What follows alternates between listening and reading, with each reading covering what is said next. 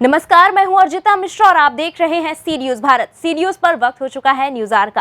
खबर राजधानी लखनऊ से है, जहां समाज सेवा में अपनी एक पहचान बना चुके इंडियन सोशल जस्टिस मिशन के राष्ट्रीय अध्यक्ष कर्मवीर आजाद ने कांग्रेस पार्टी की सदस्यता ग्रहण कर अपनी राजनीतिक पारी की एक नई शुरुआत आक्रामक ढंग से की है। इसी सिलसिले में हमारे सी न्यूज संवाददाता उमेश विश्वकर्मा की एक खास मुलाकात में उन्होंने उत्तर प्रदेश सरकार के 4 साल की उपलब्धियों को सिर्फ जुमला बताया। इसी के साथ उन्होंने महंगाई, बेरोजगारी इत्यादि मुद्दों पर भाजपा की केंद्र और प्रदेश सरकार को आड़े हाथों लिया। वहीं कर्मवीर आजाद ने भाजपा सहित सपा और बसपा पर भी निशाना साधा। आइए देखते हैं कि कर्मवीर आजाद ने आगे और क्या कुछ कहा।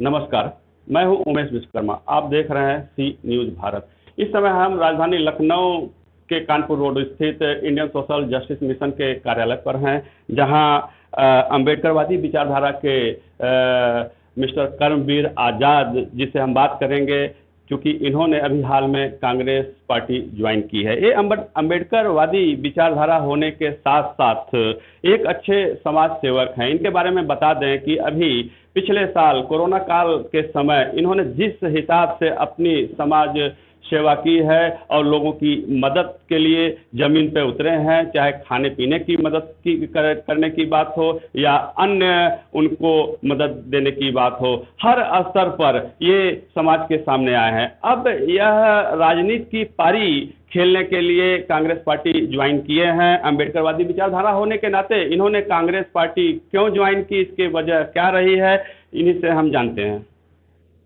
आजाद जी, पहले तो सी न्यूज़ पे आपका बहुत बहुत स्वागत है।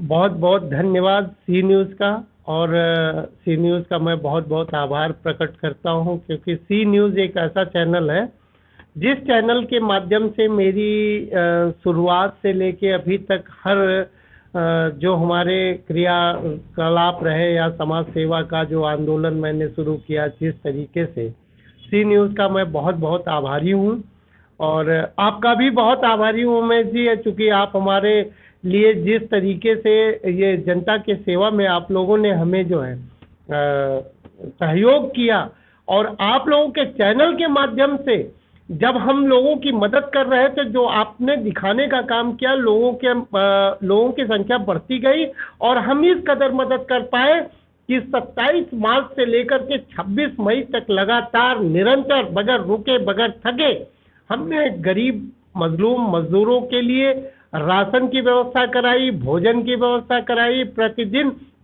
5-5 हजार व्यक्तियों को भोजन कराया। तो ये कहीं ना कहीं आप मीडिया जो हमारा चौथा स्तंभ है, उसका भी बहुत बड़ा योगदान है। हालांकि जिस तरह आपने कोरोना काल में अपना बहुमूल्य समय दिया है और लोगों की सेवाएं की हैं, इसको कोई भूल नहीं सकता है। हालांकि इस समय फिर कोरोना काल का एक तरह से हम कह सकते हैं दूसरी लहर चालू हो चुकी है। हालांकि पिछली बार से ज़्यादा भयानक रूप है इस समय। इस बार किस तरह से आप मैदान में उतरेंगे? देखिए, एक्चुअली ऐसा है ना, हम लोग तो परम पूज्य बाबा साहब डॉक्टर भीमराव अंबेडकर जी की संतान है। उस अंबेडकर की संतान है जिस अंबेडकर ने इस भारत देश की दशा और दिशा बदलने के लिए अपनी 4 संतानों की कुर्बानी दी, फिर भी उफ तक नहीं किया, लेकिन समाज के उत्थान के लिए अंतिम सांस तक वो महापुरुष लगा रहा। ऐसे महापुरुषों के कुल में मैं पैदा हुआ हूँ। मेरा सौभाग्य है कि मैं ऐसे कुल में पैदा हुआ हूँ। और रही बात जो भी हम मदद करने की आप बात कर रहे हैं, अगर ऐसी स्थिति आती है तो मैं पूरी तरह से कमर कसा हूँ। समाज सेवा में मैं कतई पीछे नहीं हटूंगा। हालांकि अभी हाल में चर्चाएं हो रही थी कि आप समाजवादी पार्टी ज्वाइन करेंगे, फिर ऐसा क्या हुआ कि आपने कांग्रेस की तरफ रुख कर दिया और कांग्रेस की सदस्यता ले ली? दरअसल ऐसा है, मैं समाजवादी पार्टी, दरअसल कुछ लोग, मैं ज्वाइन करने की बात चल रही थी, लेकिन कुछ लोग मेरे पास आए थे, जो वो लोग मुझे कह रहे थे कि आप समाजवादी पार्टी ज्वाइन करिए। लेकिन समाजवादी पार्टी की विचारधारा समाजवादी है, लेकिन समाजवादी पार्टी के लोगों का उद्देश्य समाजवादी नहीं है। क्योंकि मैं आपको बता दूं, 2012 में ठेकेदारी में आरक्षण, अनुसूचित जात जनजाति के लोगों को ठेकेदारी में आरक्षण समाप्त किया। 2012 से आज तक मैं केस लड़ रहा हूं क्योंकि इसमें दलितों का बड़ा नुकसान किया। प्रमोशन इन रिजर्वेशन समाजवादी पार्टी की देन है जिसने खत्म किया, और बहुत सारी चीजें हैं जिसमें दलितों का उत्थान कतई नहीं हो सकता समाजवादी पार्टी में। रही बात, हमने बहुत अध्ययन किया कि परम पूज्य बाबा साहब डॉक्टर भीमराव अंबेडकर जी को जब अवसर मिला तो कांग्रेस पार्टी के द्वारा अवसर मिला, जिसकी वजह से परम पूज्य बाबा साहब डॉक्टर भीमराव अंबेडकर जी हमारे लोगों का उत्थान करने के लिए प्रतिबद्ध हुए, और उन्होंने हमारे लोगों का उत्थान किया और संवैधानिक अधिकार दिया, जिस संवैधानिक अधिकार की बदौलत आज ये करमवीर आजाद एक चमार का बेटा, जो पूरी तरह से पूरे प्रदेश में पूरे करप्ट सिस्टम को हिला करके रख दिया है, तो ये करमवीर आजाद की औकात नहीं है, ये औकात परम पूज्य बाबा साहब डॉक्टर भीमराव अंबेडकर जी के कुर्बानियों की औकात है। फिर कांग्रेस में जाने की वजह? मैंने बताया ना, कांग्रेस में जाने की वजह ये रही, जैसे सांप्रदायिक ताकतें पूरी तरह से हिंदू एजेंडे को कामयाब करने के लिए या स्थापित करने के लिए जो षड्यंत्र कर रही हैं। जैसे आप देख लीजिए, जब जब भाजपा जो है बैकफुट पे जाती है, जब जब भारतीय जनता पार्टी खतरे में नजर आती है, तब तब वो चिल्लाती है कि हिंदुस्तान खतरे में, हिंदुस्तान खतरे में, पाकिस्तान का नाम लेती है, आतंकवाद का नाम लेती है। जब भारतीय जनता पार्टी खतरे में आती है तो आप देखिए उनको हिंदुत्व खतरे में आ जाता है, क्योंकि हिंदुत्व खतरे में बिल्कुल नहीं है।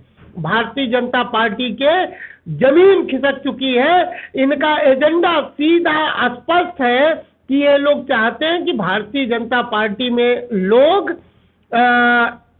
वोट करें, लेकिन अधिकार की बात बिल्कुल न करें, क्योंकि कांग्रेस गरीब, मजलूम, मजदूर सबके हक अधिकार की लड़ाई लड़ रही है।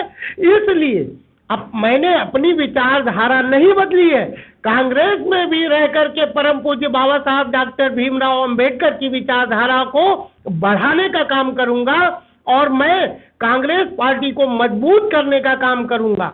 आप ये मान लीजिए, कांग्रेस पार्टी के अलावा कोई दूसरा विकल्प नहीं है जो भारतीय जनता पार्टी को परास्त कर सके। हालांकि इस समय उत्तर प्रदेश में पंचायती चुनाव का माहौल है, और इस दौरान भारतीय जनता पार्टी के लोग अपने 4 साल की उपलब्धियों को लेकर जनता के बीच में जा रहे हैं। उन उपलब्धियों पे क्या टिप्पणी करना चाहेंगे? आप एक बात बताइए, कौन सी उपलब्धि? एक उपलब्धि मुझे बता दीजिए। ठीक है, 15 लाख खाते में आएंगे, आ गए। हाँ, फिर इसके बाद जीएसटी, डीजल पेट्रोल जीएसटी का पूरी तरह से इन्होंने जो किया वो हो गया? नहीं हुआ।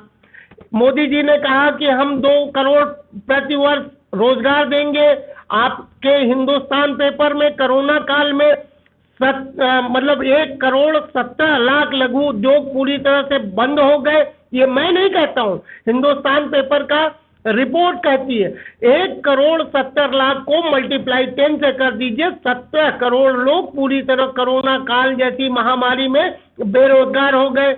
आज स्थिति ये है, महंगाई, इन्होंने कहा कि हम डीजल पेट्रोल घटाएंगे, डीजल पेट्रोल क्या आसमान छू रहा है। इन्होंने कहा हम सिलेंडर घटाएंगे, सिलेंडर की स्थिति क्या है। आप एक चीज देखिए, ये जुमलों की सरकार है, केवल जुमला बनाना जानती है, और जब अपनी बात पे खरी नहीं उतरती तो उनके राष्ट्रीय स्तर के नेता कहते हैं ये तो जुमला था। वेस्ट बंगाल में जो माहौल है चुनाव को लेकर, इस पे क्या आप कहना चाहेंगे? देखिए, मैं आपको बता दूं स्पष्ट, वेस्ट बंगाल ही नहीं, कर्नाटका और 5 राज्यों में जो चुनाव हो रहे हैं, आम चुनाव, हर जगह कांग्रेस पार्टी का बहुत अच्छा प्रदर्शन है। कांग्रेस पार्टी की बहुत अच्छी सीटें आ रही है और कांग्रेस पार्टी अपनी सरकार बना रही है। हालांकि वहाँ तो जो आज मीडिया में देखने को मिल रहा है कि भाजपा और दीदी के बीच में जो रार छिड़ा हुआ है, उस पर क्या कहना चाहेंगे? कहीं उसका फायदा कांग्रेस तो नहीं उठाएगी? हाँ, अवश्य। ये जो है, देखिए ऐसा है ना, उनको हिंदू एजेंडे को कामयाब करने के लिए जो उन्होंने ये युद्ध छेड़ा है, कहीं ना कहीं हमारी कांग्रेस पार्टी जमीनी धरातल पे काम कर रही है, और धरातल पे काम कर रही है, उस धरातल पे हम लोग रिजल्ट देंगे। कहीं कहीं ये भी शुभकाहट है कि वहाँ के मुस्लिम मतदाता बड़े चुप्पी के साथ उनके ओपिनियन अभी स्पष्ट नहीं हो पा रही है। देखिए, आप ये मान लीजिए कि जितने भी माइनॉरिटी के लोग हैं, जो भी लोग हैं, वो पूरी तरह से कांग्रेस के साथ हैं।